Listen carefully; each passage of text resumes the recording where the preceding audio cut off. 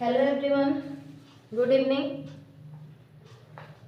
उम्मीद है कि सारे बच्चे अपने बोर्ड की एग्जाम की तैयारी अच्छे से कर रहे होंगे। जैसा कि आप लोगों को पता है, मैं जागृति श्रीवास्तव आप लोगों के लिए लेके आई हूँ जांच सीरीज, जिस सीरीज के अंदर हम क्लास 10 यूपी बोर्ड के जितने भी चैप्टर्स हैं वो सारे इन वन शॉट कराएंगे। ठीक है, तो हमने 8, 9 तो करा दिया है, अब हमें कराना है चैप्टर 10 जिसका नाम है वृत्त। तो वृत्त चैप्टर पढ़ना है इन वन शॉट। ध्यान लगा के समझेंगे तो आधे से 1 घंटे में आपका ये पूरा चैप्टर खत्म हो सकता है। ठीक है, तो आप लोगों को पूरा फोकस याद रहना चाहिए। आप लोगों को सिर्फ 2 प्रमेय सीखना है, उस 2 प्रमेय से ये पूरा का पूरा चैप्टर खत्म हो जाएगा, पूरा पार्ट। ठीक है, इजी है, कुछ टफ नहीं है। लोगों को लगता है टफ है, लेकिन ये टफ नहीं है। तो पहले वृत्त पढ़ना है। तो वृत्त पढ़ने से पहले हमें कुछ जानकारियां होना चाहिए। वृत्त क्या है, वृत्त की परिभाषा, सर्कल की परिभाषा, डेफिनेशन, जो भी आप बोलते हो वो आपसे अगर पूछा जाए तो आप क्या करेंगे। ठीक, बहुत लोग वृत्त की परिभाषा नहीं जानते हैं, एग्जामिनर आके पूछ देते हैं तो बता नहीं पाते हैं बच्चे। तो पहले तो आप जानिए वृत्त की परिभाषा होती क्या है। वृत्त क्या है? किसी एक बिंदु से निश्चित दूरी पर स्थित बिंदु, मानो हमने इतनी दूरी ली, निश्चित दूरी पर स्थित बिंदु, इस बिंदु का बिंदु पथ जो बनेगा वह वृत्त कहलाता है। बिंदु पथ बना है, ऐसे बनेगा इसका बिंदु पथ। कुछ मेरा एकदम सटीक शायद वृत्त ना बने, आप लोग बना लेते हैं, आप लोग कलाकार हैं। ठीक है, तो ये क्या कहलाएगा? वृत्त। समझे? एक बिंदु से समान दूरी पर स्थित बिंदु का बिंदु पथ एक वृत्त कहलाता है। और जिस बिंदु की मैं बात कर रही हूं ये कहलाता है केंद्र।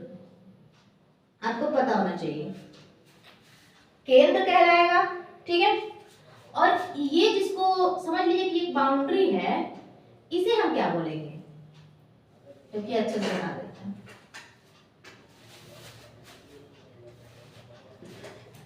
छोटी छोटी चीजें आएंगी आप लोगों को तो बड़ी चीज समझने में टाइम ही नहीं लगेगा। अगर यह एक वृत्त है, ठीक है, वृत्त तो है ही ना। अगर यह एक वृत्त है और इसका केंद्र मान लो O है, O क्या है? वृत्त का केंद्र। तो आप लोगों को पता होगा कि इसको क्या बोलते हैं? केंद्र। अब जो इसकी बाउंड्री है, समझ लीजिए, मतलब ये जो लाइन है इसको हम क्या बोलेंगे? परिधि। ठीक है, इसका फॉर्मूला भी होता है 2πr। इससे आपको फिलहाल मतलब नहीं, ये जान लीजिए कि इसको हम बोलते हैं परिधि। ठीक है, ध्यान से समझिए, ये केंद्र हो गया, ये पूरी हो गई इस वृत्त की परिधि। अब जो इस केंद्र और इस परिधि से कोई रेखा अगर मिलेगी, ठीक है, केंद्र से परिधि की ओर मिलने वाली रेखा क्या कहलाएगी? त्रिज्या। बड़ा लिख दे थोड़ा।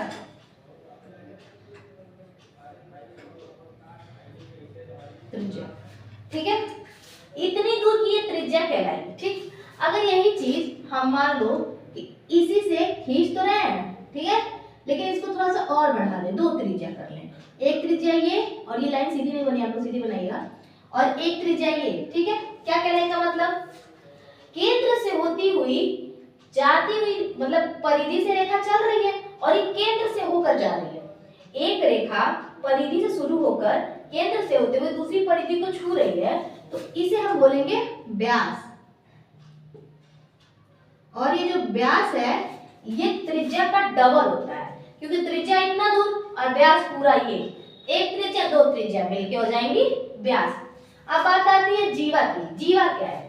परिधि के 2 बिंदुओं की छूने वाली रेखा को जीवा कहते हैं। मतलब एक बिंदु यहाँ इस परिधि को छू दे, दूसरी बिंदु दूसरी परिधि को छू दे, तो इसे हम बोलेंगे जीवा। समझ में?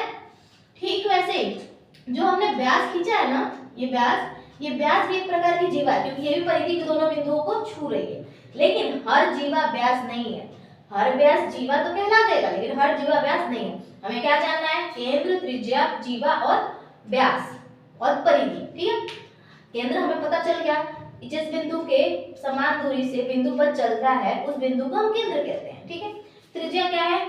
इस बिंदु से परिधि को छूने, केंद्र से परिधि को छूने वाली रेखा त्रिज्या कहलाती है। ठीक है, त्रिज्या हर जगह समान रहेगी। अगर हम यहाँ से यहाँ तक छू दें तो भी समान, क्योंकि समान बिंदु पर बात बताए थे। और जो त्रिज्या कि डबल होती है वो क्या कहलाता है, व्यास। ठीक है, एक ये बोल सकते हैं त्रिज्या की 2 गुना को व्यास बोलते हैं। और दूसरी बात हम ये भी बोल सकते हैं कि परिधि को छूते हुए परिधि से केंद्र से होते परिधि तथा केंद्र से होते हुए दूसरे बिंदु परिधि के दूसरे बिंदु पे छूने वाली रेखा व्यास कहलाती है। ठीक है, एक ऐसी रेखा जो परिधि से शुरू होके केंद्र से होते हुए परिधि के दूसरे कोने को छुए, दूसरे बिंदु को छुए, उसे हम क्या बोलेंगे, व्यास। ठीक है, और परिधि हमने बता दिया, जीवा बता दिया। जीवा क्या है, परिधि के 2 बिंदुओं को छूने वाली रेखा को जीवा कहते हैं। ठीक है, ये इस क्लास का नहीं था, ये पिछले क्लास का था, हमने बता दिया। अब 10th क्लास का शुरू करते हैं। ठीक है, जानिए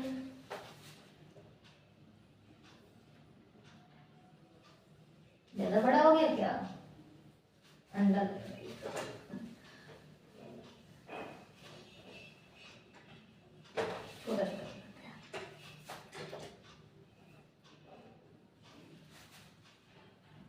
ठीक है, 3 सर्कल बना है। ठीक, अब बात समझिएगा।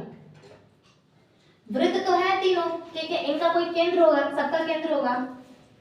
ठीक, अब देखिए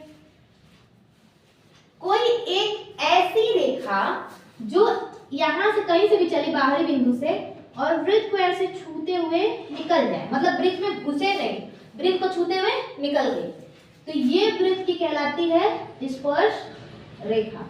हमें 10.1 में 10.1 में यही पढ़ना है, स्पर्श रेखा। ध्यान रहे, जो रेखा वृत्त की परिधि को छूते हुए निकल गई वो क्या कहलाएगी, स्पर्श रेखा। छूते हुए निकल गई, स्पर्श करते हुए निकल गई तो स्पर्श रेखा नाम पड़ गया। ठीक है, ये वृत्त को सिर्फ स्पर्श कर रही है, अंदर घुसने का प्रयास नहीं कर रही है। दूसरे का घर है और ये अपने घर में है, ये उसमें घुसी नहीं। ठीक है, ये बाहर बस छूते हुए निकल गई। ठीक, अगली बात आती है, जब कोई रेखा बाहर से होते हुए अगर वृत्त के अंदर घुस जाए, ठीक है, सोचो दूसरे घर में घुस के निकल गई, तो ये छेद कर रहा है ना किसी के घर में, ये वृत्त है, ये इसके अंदर घुसा तो समझो कि छेद कर दिया, तो इसको बोलेंगे छेदक रेखा।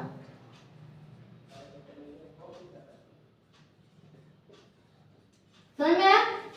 जो वृत्त को छूते हुए निकल जाए स्पर्श रेखा, जो वृत्त के अंदर घुस जाए, ठीक है, वृत्त के अंदर प्रतिच्छेद करते हुए निकले, मतलब छेद करते हुए निकले, उसे हम क्या बोलेंगे, छेदक रेखा। इसको प्रतिच्छेदी रेखा भी बोलते हैं।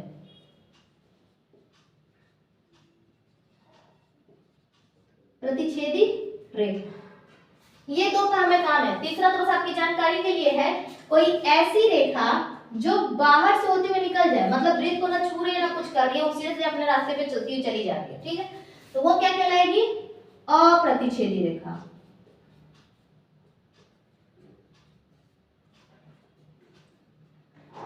ठीक है, जो वृत्त को स्पर्श करते हुए निकल गई स्पर्श रेखा, जो वृत्त के अंदर छेद करते हुए निकल गई छेदक रेखा, जिससे वृत्त को कुछ लेना देना नहीं वो अप्रतिच्छेदी रेखा। हमें सिर्फ इससे और इससे लेना देना है, इससे कुछ खास लेना देना नहीं, हमें सिर्फ स्पर्श रेखा पढ़ना है इसमें। ठीक है, तो पहले आप जान जाइए स्पर्श रेखा क्या होता है। अब हम आगे बढ़ते हैं, लिख लीजिए या स्क्रीनशॉट ले लीजिए।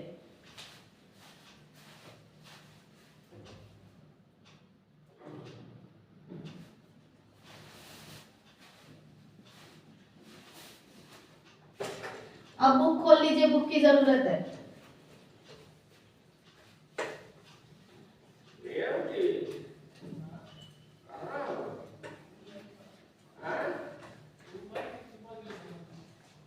वृत्त में 2 प्रमेय दिए हैं। ठीक है, प्रमेय खोलिए, सारी बुक्स में दी होंगी। ठीक है, प्रमेय प्रमेय पहला कहता है, वृत्त के किसी बिंदु पर स्पर्श रेखा स्पर्श बिंदु से जाने वाली त्रिज्या पर लंब होती है। क्या बोल रहा है, पहले तो हमें वृत्त खींचेंगे, वृत्त। ठीक है, अभी जो बोल रहे हैं वो हम सुन ले कि क्या कह रहे हैं, उटपटांग बातें। एक वृत्त मैंने बनाया जिसका केंद्र मान लो O है,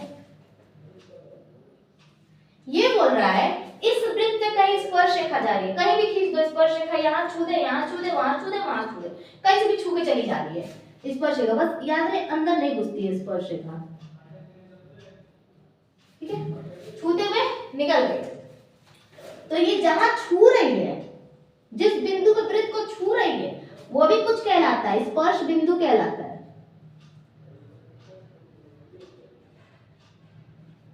ठीक है, मान लीजिए ये P है और ए बी हमारी स्पर्श रेखा है। तो ये बोल रहा है कि अगर कोई स्पर्श रेखा है और यहाँ से केंद्र से चलती हुई एक त्रिज्या अगर ऐसे जा रही निकल रही है, ठीक है, और ये स्पर्श बिंदु पे टच हो रही है, तो यह इस पे लंब डाल रही है। लंब डालने का मतलब ये भी 90 अंश बना रही है, इधर भी 90 अंश का कोण बना रही है। समझ में आया? लंब मतलब क्या हुआ कि यह रेखा इस रेखा पर लंब बना रही है। यह रेखा क्या है? वृत्त की त्रिज्या। तो कहने का सीधा सा मतलब ये है कि जो वृत्त की त्रिज्या है वह वृत्त के स्पर्श रेखा पर लंब डालती है। ठीक है, तो अब हिंदी में लिखना शुरू करते हैं। पहले तो आप लोग लिखना सीख जाइए, वृत्त में किसी को लिखना भी नहीं आता। वृत्त के किसी बिंदु पर स्पर्श रेखा प्रमेय है।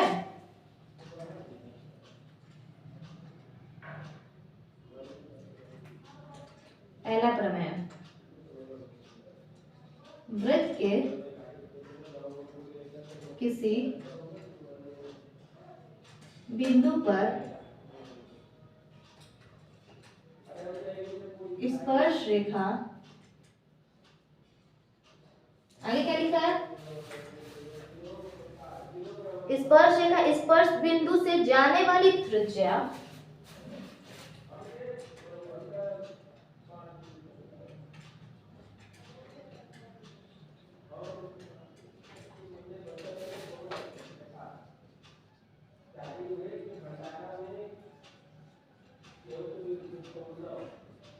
जाने वाली रेखा जाने वाली त्रिज्या पर लंब होती है। रेखा नहीं, जाने वाली त्रिज्या पर लंब होती है। हमें जगह कम पड़ेगी तो हम इसको मिटाते हुए चलेंगे। ठीक है, तो आप लोग लिखते हुए चल रहा है या स्क्रीनशॉट लेते हुए चल रहा है। देखिए, हम इस प्रकार के प्रश्नों को हल कैसे करते हैं, हमें कुछ तो लिखना पड़ता है। आप लोग याद रख लीजिए, आप अपनी भाषा में लिखेंगे तो एग्जामिनर आपको मार्क्स देंगे। आप रटी भाषा में लिखेंगे तो एग्जामिनर आपसे प्रसन्न बिल्कुल नहीं होंगे। ठीक है, उनको चाहिए कि बच्चा अपने से कुछ क्रिएटिव काम करे, कुछ लिखे, कुछ बनाए। तो पहले आप सीखिए बनाते कैसे हैं। रट्टा नहीं मारना, बनाना सीखना है। तो प्रमेय है, तो इसको हमें क्या करना है? सिद्ध करना है। सबसे पहली हेडिंग हमारी क्या होनी चाहिए? दिया है। ऑलवेज, हमेशा ये लिखेंगे दिया है। क्या क्या दिया है? हमने जो जो बनाया वो लिख देंगे, जो जो मान के चल रहे हैं वो लिख देंगे। केंद्र O वाला एक वृत्त है। ठीक है,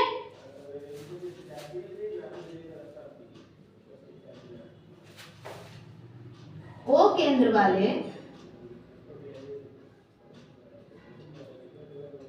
एक वृत्त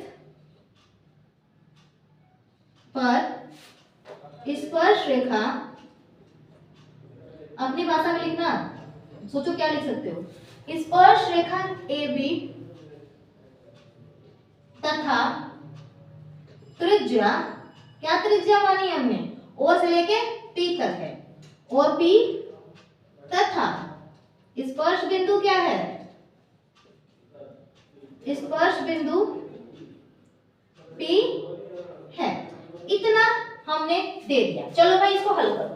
O केंद्र वाले एक वृत्त पर स्पर्श रेखा AB तथा त्रिज्या OP तथा स्पर्श बिंदु, AB की बार तथा बता दो बार हो, यहाँ कॉमा लगा लेना। त्रिज्या OP तथा स्पर्श बिंदु P है। क्या कहने का मतलब? एक वृत्त बना बनाया मिल गया, जिसका केंद्र O मिल गया, त्रिज्या क्या मिली? OP मिली, और AB क्या है? स्पर्श रेखा जो वृत्त को छूकर टक से निकल गई। ठीक है, और P क्या है? इसका स्पर्श बिंदु है। क्लियर? आगे बढ़े।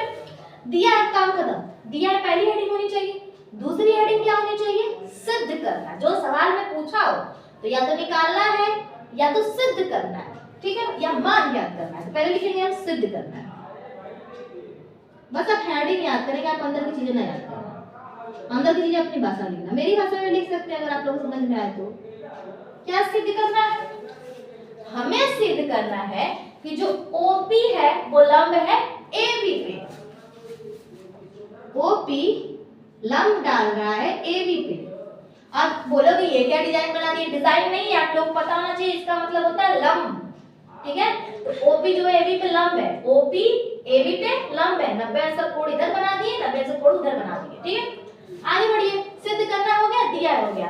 अब क्या लिखेंगे? तीसरी हेडिंग होनी चाहिए रचना। अब पूछोगे रचना क्या होता है?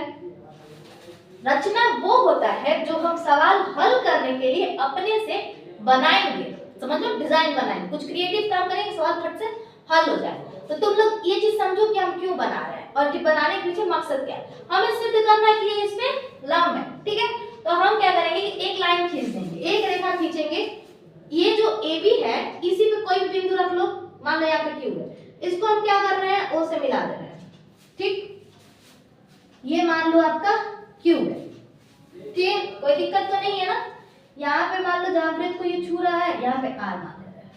ठीक, तो हमने क्या रचना की?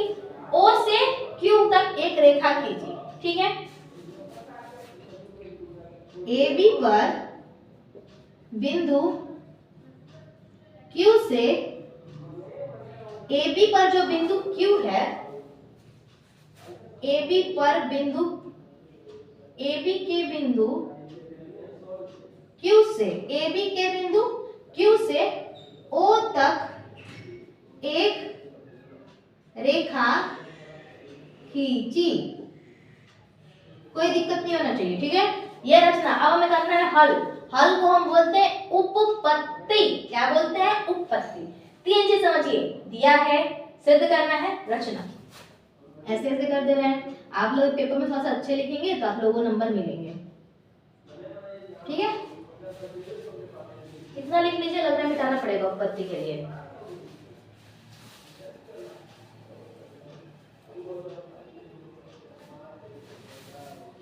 हो गया, मिटाए।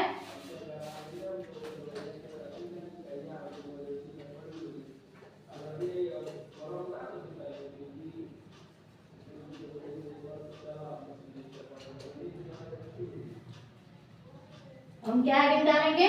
उपपत्ति। इसमें हम सवाल हल करेंगे। ठीक, ध्यान दीजिएगा लोग, हम क्या बोलना चाह रहे हैं। ठीक है, ये लिखने वाला सवाल है, हल करने वाला फिलहाल नहीं है। हमने O से लेके Q को मिलाया। ठीक है, अब आप बताइए OP बड़ा होगा या OQ बड़ा होगा? बड़ा कौन होगा? दिमाग लगाइए थोड़ा सा। OP बड़ा होगा कि OQ बड़ा होगा? ऑफ कोर्स OQ बड़ा होगा। क्यों बड़ा होगा? क्योंकि वृत्त की त्रिज्या पूरे वृत्त में कहीं भी खींचे समान होती है। तो अगर वृत्त की त्रिज्या O से लेके P तक 3 सेंटीमीटर है मान लो। ठीक है, अगर ये 3 सेंटीमीटर है तो O से लेके R तक भी तो वृत्त की त्रिज्या है यहाँ तक, तो ये भी 3 सेंटीमीटर है। राइट, 3 सेंटीमीटर ही है ना इतना दूर। लेकिन ध्यान देना, 3 सेंटीमीटर के बाद भी यहाँ पे कुछ तो बढ़ा है, इतना दूर ये कुछ तो बढ़ रहा है, ना? 3 सेंटीमीटर ज्यादा जा रहा है। राइट, तो त्रिज्या बराबर है, लेकिन जो OQ रेखा बन रही है, ठीक है, जो रेखा OQ बन रही है, ये रेखा बड़ी वाली, तो हम इसको लिखेंगे कैसे?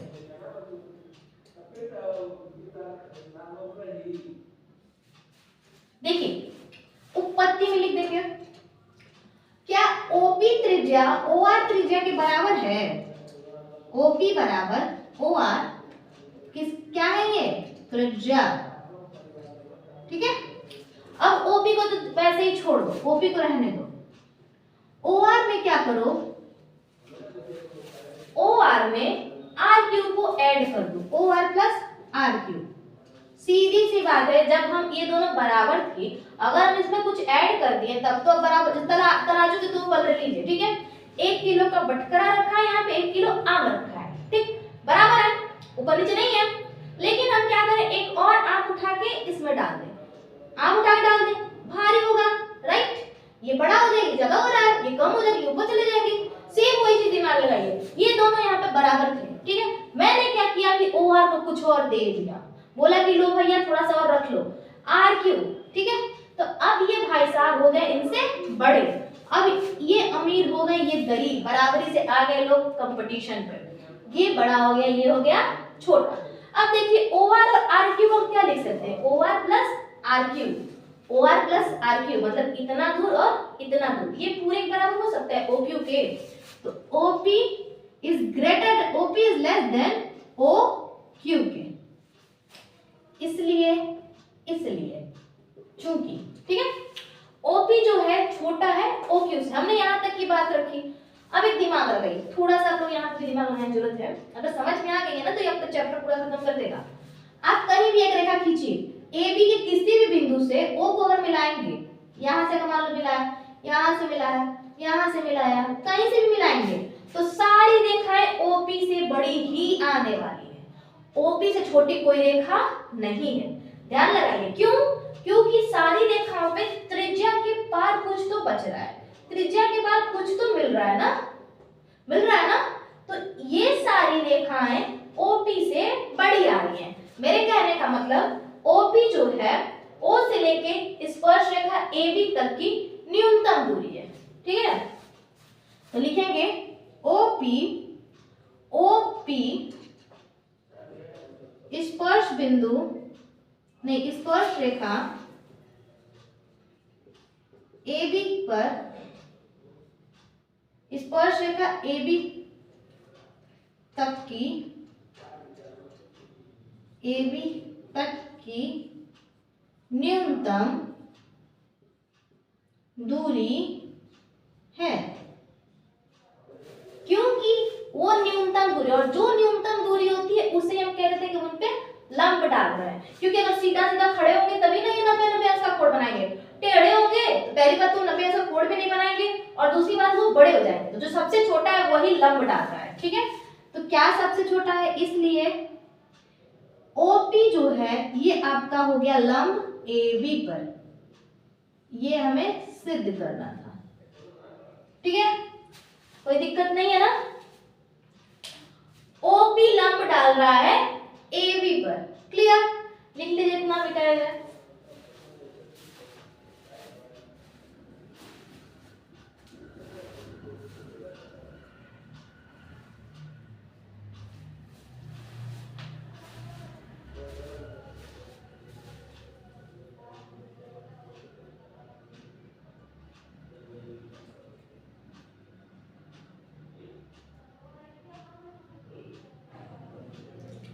चलिए इसको मिटा रहा है।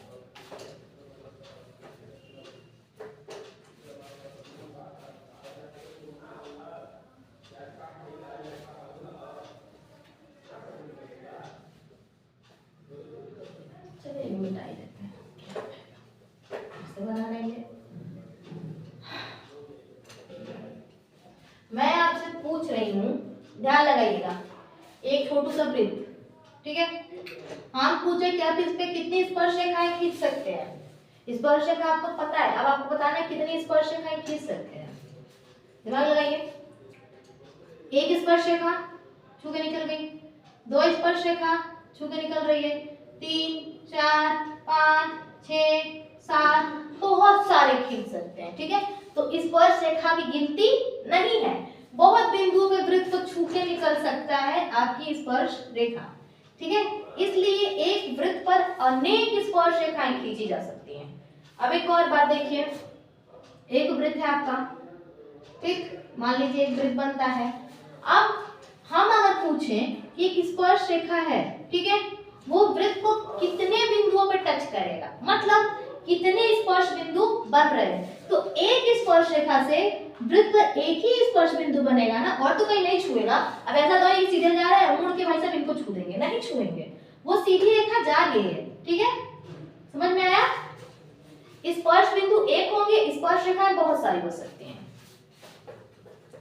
चलिए अब आपकी बुक में क्वेश्चन कैसे आएंगे वो ध्यान लगाइए थोड़ा। इससे कैसे क्वेश्चन आएंगे, 5 सेंटीमीटर त्रिज्या वाले एक वृत्त के बिंदु P पर स्पर्श रेखा PQ केंद्र O से जाने वाली एक रेखा से बिंदु Q पर इस प्रकार मिलती है कितना। चलिए उसको बाद लगाएंगे, पहले एक छोटा सा आप लोग देख लीजिए, अभी उसको भी लगा देंगे, ठीक है। ये हमने बना दिया वृत्त जो कि थोड़ा सा टेढ़ा, पता आप लोगों को सीधा दिमाग लगाकर समझना है, टेढ़ा दिमाग नहीं लगाना है। ओ ठीक, मैं यहाँ से खींच रही हूँ तो स्पर्श बिंदु जो कि वृत्त को छूते हुए ऐसे निकल गया, ठीक है। स्पर्श रेखा खींचा, यहाँ P पे छू रहा है मान लो, ठीक है। अब हम बोल रहे हैं कि इस त्रिज्या से इसको मिला दो और यहाँ से एक रेखा ऐसे खींच दो, तो जो 90 अंश का कोण इस डाल रहा है, 90 आंसर कोड डाल रहा है ना, ये तो क्लियर है ना कि 90 आंसर कोड है। मान लो इसको क्यू पे छू रहा है, एक स्पर्श रेखा पर एक त्रिज्या 90 आंसर कोड डाल रहा है, ये अभी हमने प्रमेय से सिद्ध किया। अब देखिए अगर ये कोण 90 अंश का है तो हमने आपको बताया था कि जब किसी त्रिभुज में कोई कोण 90 अंश का होता है तो उसे हम कहते हैं समकोण त्रिभुज। तो यहाँ पे एक रचना हो जाती है हमारे समकोण त्रिभुज की, ठीक है, ये त्रिभुज बन गए समकोण। और समकोण त्रिभुज में हम क्या फॉर्मूला लगा सकते हैं, पाइथागोरस थ्योरम, याद होगा आपको, कर्ण का वर्ग बराबर लंब का वर्ग धन आधार का वर्ग। मान लीजिए आपको दे दिया कि ये OQ की मान, OQ का मान 13 है, जो इसकी त्रिज्या है ये 5 है, तो बताइए कि P से Q तक की दूरी क्या होगी। ठीक है, क्लियर। तो क्या होता है पाइथागोरस थ्योरम, कर्ण का वर्ग किसके बराबर होता है, लंब के वर्ग धन आधार के वर्ग के। अब लंब और आधार क्या होते हैं आपको अच्छी तरह पता होगा। 90 अंश का कोण यहाँ बन रहा है ना 90 अंश का, तो जो दोनों इसको छू रहे इसमें से कोई एक लंब ले लो, एक आधार ले लो, और सबसे बड़ी भुजा ये कर्ण ले लो। अब मान रखो सबका, कर्ण क्या है, OQ है, OQ का वर्ग, लंब कितना है, मान लो ये है OP, OP का वर्ग, PQ आधार है, PQ का वर्ग। ठीक है, सबकी वैल्यू रखो, OQ का 13 का वर्ग, OP का 5 का वर्ग, PQ का कुछ नहीं दिया, यही हमें निकालना है, 13 का 169, 5 का 25 प्लस PQ का वर्ग 169 इधर, 25 को इधर भेज दो क्योंकि हमें सिर्फ PQ चाहिए, PQ के अलावा कुछ नहीं चाहिए। 25 भाई साहब को इधर भेज दो, उधर जोड़ है, इधर आएंगे तो घट जाएंगे। ठीक है, अब देखिए 169 में से यदि हम 25 को घटाते हैं तो क्या बचेगा, 4 4 1।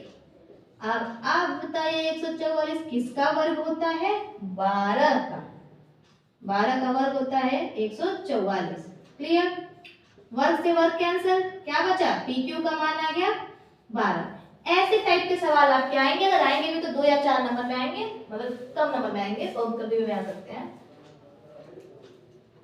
ये कितना हो गया, 12। ठीक है, ये समझ में आया ना। उम्मीद है कि आप इस प्रकार के क्वेश्चन लगा लेंगे। कभी कभी घुमाव भी दे देगा तो दिमाग लगाना आ जाएगा। जैसे एक घुमाव क्वेश्चन आपकी बुक में दिया है, हम वो लगा देते हैं। ये तो पता है ना कि समकोण त्रिभुज बन रहा है, जो जो बोला है वो पढ़िए आप लोग भी मेरे साथ। क्वेश्चन नंबर 3 है इसका, 5 सेंटीमीटर त्रिज्या वाला एक वृत्त है, त्रिज्या क्या है, OP, मतलब इसकी त्रिज्या 5 सेंटीमीटर। ठीक है, जो मैंने लिखा था वही ये भी बता रहा है।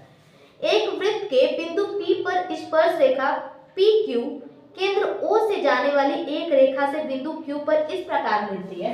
मतलब ये PQ जो रेखा है, P से लेकर Q तक, स्पर्श बिंदु P है और P से लेकर Q तक की दूरी है, और यह त्रिज्या मतलब केंद्र से इस प्रकार मिलती है। किस प्रकार मिलती है कि OQ बराबर हो जाता है 12। OQ क्या है, ये है, ये 12 है। तो आपसे इसी का मान पूछेगा, देखते हैं किसका मान पूछ रहा है।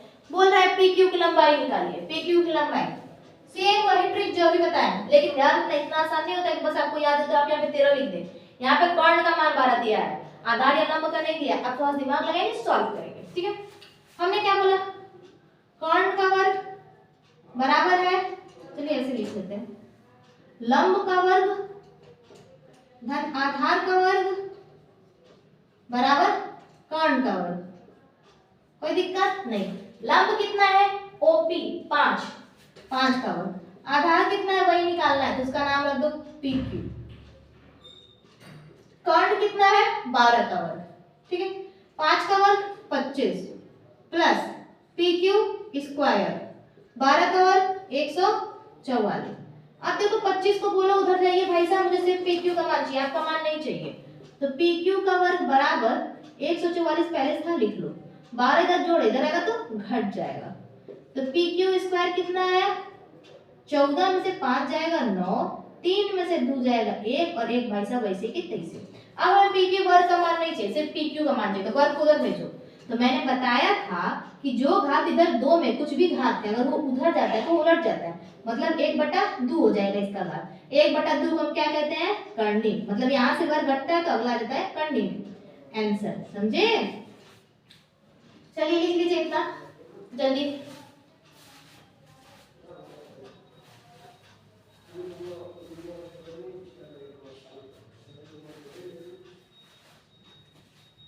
ये चैप्टर आपका खत्म हो गया।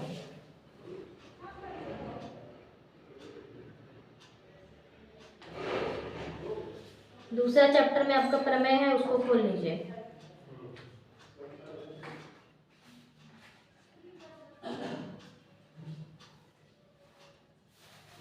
हो गया?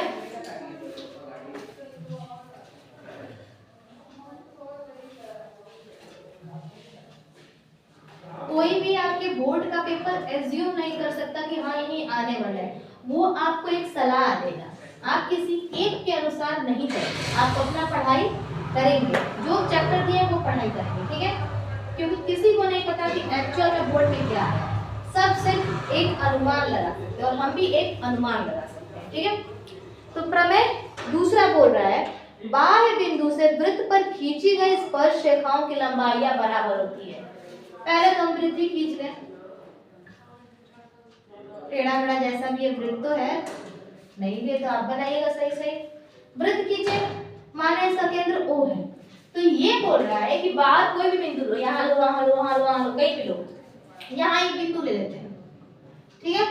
बोल रहा है कि इस बिंदु से इस वृत्त पर जो भी स्पर्श रेखा जा रही है, खींच दो स्पर्श रेखा।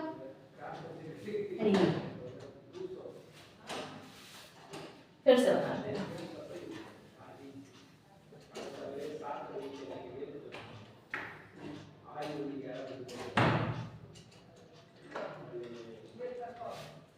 इसका केंद्र मान लो O है, बाहर कोई बिंदु लो P, ठीक है? तो यहाँ से कोई स्पर्श रेखा ऐसे आ रही है मान लो, यहाँ से कोई स्पर्श रेखा ऐसे जा रही है मान लो, यहाँ मान लो ये A पे मिल रही है, यहाँ मान लो ये B पे मिल रही है, ठीक है? और ये मान लो बिंदु है आपका P, ठीक?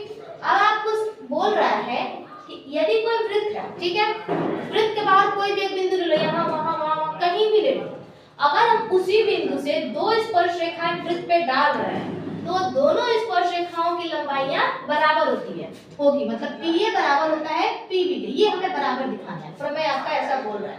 तो क्या ये सही है, हम लगा के जानेंगे, ठीक है? सबसे पहले आप लोग देखिए, PA बराबर PB हमें सिद्ध करना है। PA क्या है, वृत्त की एक स्पर्श रेखा है, दूसरे PB भी इसकी एक क्या है, स्पर्श रेखा है, दोनों स्पर्श रेखाओं की लंबाइयां बराबर, मतलब अगर ये 3 सेंटीमीटर, ये भी 3 सेंटीमीटर, ये 5, ये भी 5, तो हमें ये दिखाना है। कैसे दिखाएंगे? सर्वप्रथम प्रमेय लिखिए। प्रमेय दूसरा क्या है, बोलता है प्रमेय 2, लिख लीजिए। वृत्त पर स्थित नहीं, बाह्य बिंदु से वृत्त पर खींची गई स्पर्श रेखा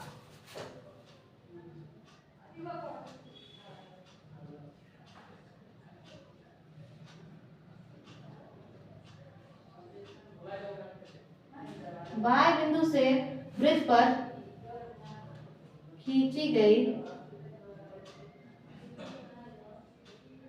स्पर्श रेखा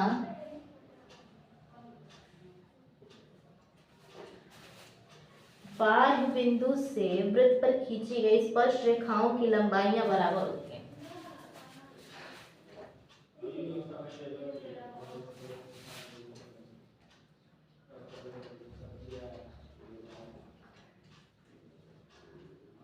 लंबाइयां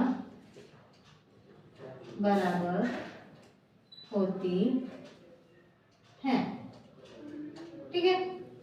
ये प्रमेय जी बोल रहे हैं कि भैया ऐसा ऐसा होता है, तो ये हमें दिखाना, ये तो बोल के हट गए, सिर्फ हमें करना है। बाह्य बिंदु से, बिंदु है, हमने लिया है बिंदु, वृत्त पर खींची गई स्पर्श रेखा, एक स्पर्श रेखा, दो स्पर्श रेखा, चाहे जितनी स्पर्श रेखा खींचो इस बिंदु से, वो सब आपस में बराबर होनी चाहिए, ठीक है? हमें ये सिद्ध करना है। तुम लोग सोचो कि अगर हम यहाँ से ऐसे मिला रखी है तो छेदक रेखा बन जाएगी, स्पर्श रेखा है ही नहीं, स्पर्श रेखा किधर जा सकती है, तो इस बिंदु से इधर चली जाए या उधर चली जाए, ठीक है? तो स्पर्श रेखाओं की लंबाइयां बराबर सिद्ध करनी है। तो अब हम शुरू करते हैं। सर्वप्रथम क्या लिखते हैं, दिया है, क्या दिया है, दिया है केंद्र O केंद्र वाले एक वृत्त पर किसी बाह्य बिंदु P से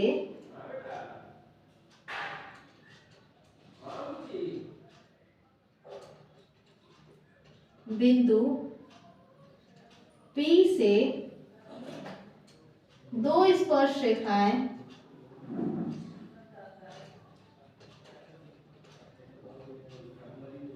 PA तथा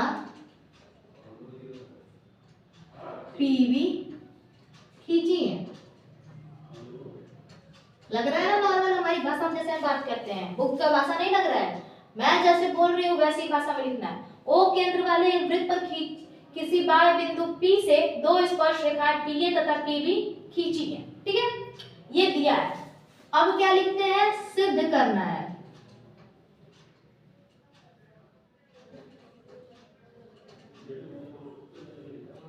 क्या सिद्ध करना है, हमें सिद्ध करना है कि PA बराबर है PB के, PA बराबर है PB के, ये हमें सिद्ध करना है। तीसरी हेडिंग क्या होती है हमारी, रचना। और रचना में हम क्या लिखते हैं, जो भी हम अपने मन से बनाएंगे, इसमें एक्स्ट्रा कलाकारी करेंगे अपना सवाल हल करने के लिए। हम क्या करेंगे, जो इस बाहरी बिंदु P से स्पर्श रेखा खींची जा रही है PB, यहाँ की बिंदु P पे B और O को हम मिला देंगे। ठीक है, ये क्या है, त्रिज्या। सेम वही काम नीचे, बिंदु A और O को मिला देंगे। दोनों क्या है, वृत्त की स्पर्श रेखाएं। दो चीजें मैंने खींची, ये दोनों पहले लिख लो। स्पर्श बिंदु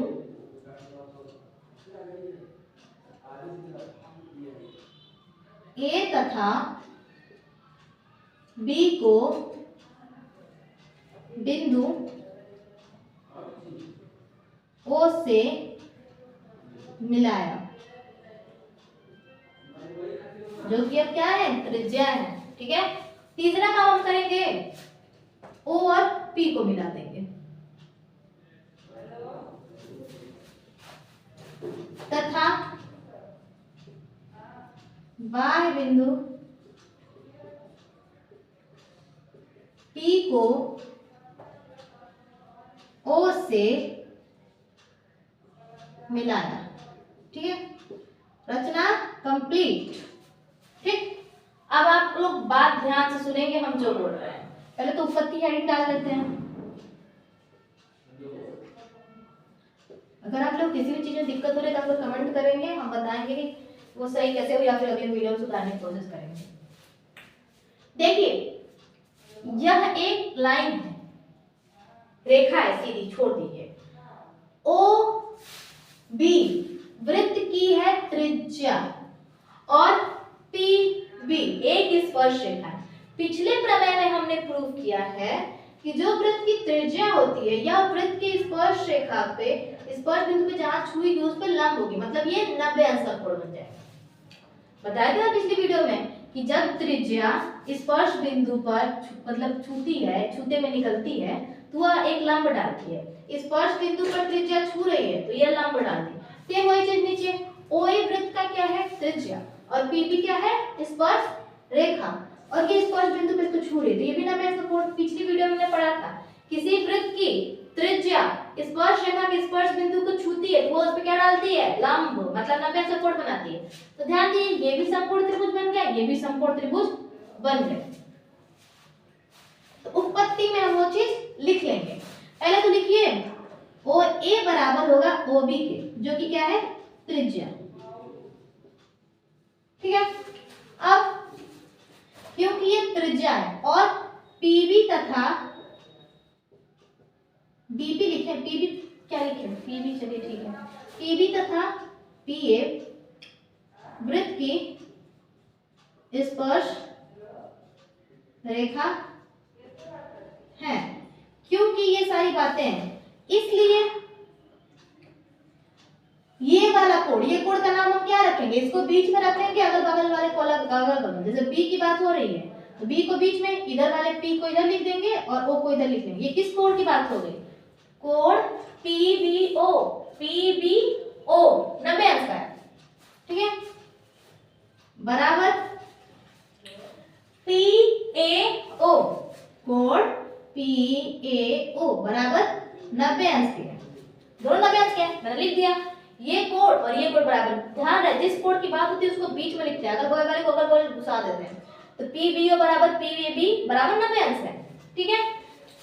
इसलिए त्रिभुज OBP तथा त्रिभुज OAP एक समकोण त्रिभुज है। हो गया, इतना लिख लीजिए, ऊपर से मिटाना पड़ेगा।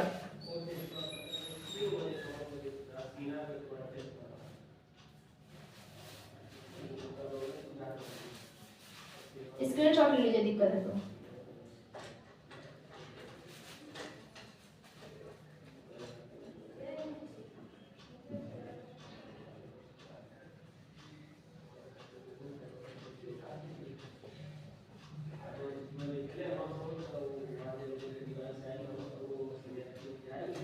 और अगर ये समकोण त्रिभुज है तो हमने आप लोगों को पाइथागोरस थ्योरम बताया है, जिसके अनुसार कर्ण का वर्ग बराबर लंब का वर्ग धन आधार का वर्ग।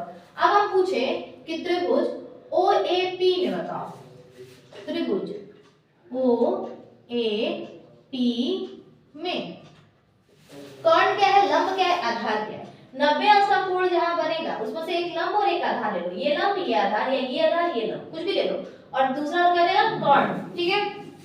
तो क्या लिखे, BO का वर्ग प्लस BO हो गया PB का वर्ग, किसके बराबर है, कर्ण क्या है, OP का वर्ग। ये हमारा मान लो समीकरण 1 बन गया। अब दूसरे त्रिभुज की बात करो, त्रिभुज OBP में, अच्छा यहाँ मेरा B लिखा है ना, तो ये B की बात हो रही है, पहले B की ली है, यहाँ पे A की बात कर रहे हैं, ठीक है। OAP में सेम वही चीज, 90 का कोण यहाँ है तो ये आधार ले लो, ये लंब ले लो, ठीक है। तो AO का स्क्वायर प्लस PA का स्क्वायर बराबर OP का स्क्वायर, यहाँ भी OP क्या काम कर रही है, कर्ण का, ठीक है, दोनों कर्ण का काम कर रहे हैं। अब क्योंकि ये राइट हैंड साइड दोनों के बराबर है, तो इसीलिए क्या हम इसके बराबर इसको लिख सकते हैं, लिख सकते हैं ना। चलिए लिखिए। और अगर आप लोग को इसमें कंफ्यूजन है तो OP स्क्वायर यहाँ लिखा है ना, यहाँ से OP स्क्वायर की वैल्यू उठा के यहाँ रख दीजिए, ये काम भी कर सकते हैं, ठीक है। समीकरण 1 व 2 से क्या हुआ, समीकरण 1 और 2 से ये दोनों आपस में हो गए बराबर, बराबर हो गया AO का स्क्वायर प्लस PA का स्क्वायर, ठीक है। अब इसमें ध्यान दीजिए, BO और AO क्या है, वृत्त की त्रिज्या, BO बराबर है AO के, जो कि क्या है, वृत्त की त्रिज्या, ठीक है। कोई दिक्कत नहीं यहाँ तक। तो क्या हम इनको R मान के चले, R मान ले तो आप लोग कोई दिक्कत नहीं होगा ना, R रख दो। तो R का वर्ग प्लस PB का स्क्वायर बराबर, ये भी R क्योंकि ये भी त्रिज्या है, प्लस PA का स्क्वायर, नीचे अभी डालते हैं।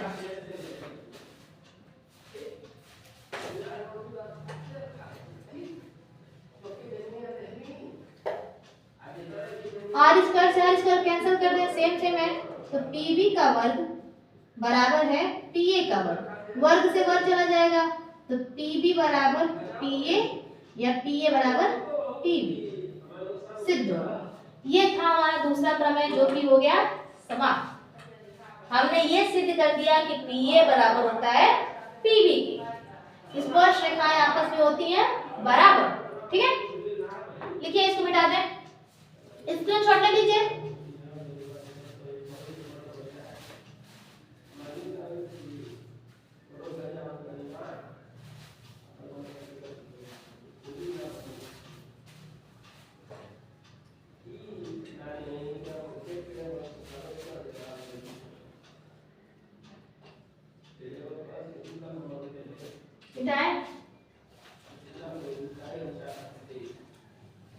इस प्रमेय से आपका अच्छे खासे नंबर में आ सकता है, ठीक है, बड़े वाले में आएगा इस प्रमेय से, ध्यान लगा समझिएगा।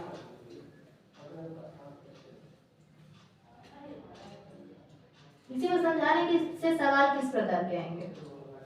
आपको ये बोल देगा कि आपका ये जो कोण है ये है 110 का, ठीक है, इसका मान बताओ कि ये कोण कितने अंश का होगा।